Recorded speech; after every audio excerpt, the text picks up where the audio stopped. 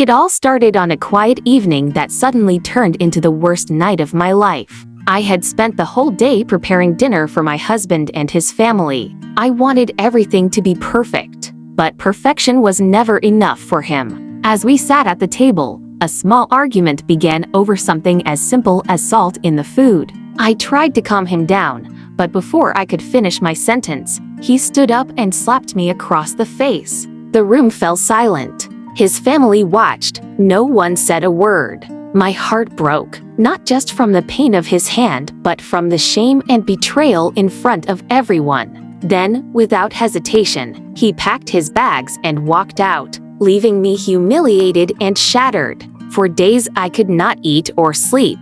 I kept replaying that moment, his face filled with anger, his family's silence, my tears falling helplessly. But then something inside me changed. I realized I had been silent for too long. I had allowed him to control every part of my life. That night did not destroy me. It awakened me. I promised myself that I would never beg him to return, never cry for him again. My revenge would not come from anger, but from rebuilding myself stronger than ever before. I started small. I went back to my old passion, baking. I used to love it before marriage, but he made me give it up, saying it was a waste of time. I opened a small online page, posting pictures of my cakes and pastries. Slowly, people began to order. My confidence returned. Each order was not just income, it was a piece of my strength coming back. Soon, I turned my small business into a proper bakery.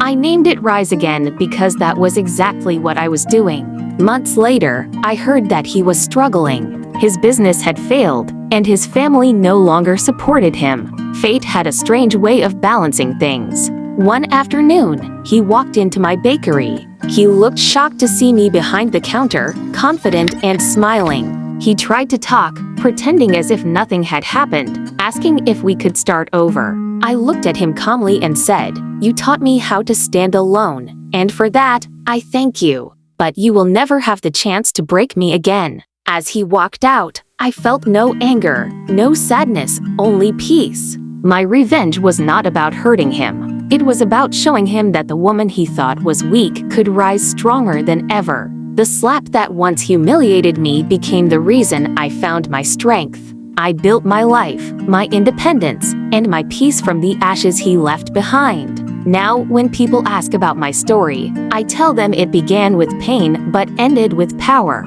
Because sometimes revenge is not about destruction. It is about transformation. And that is the sweetest victory of all.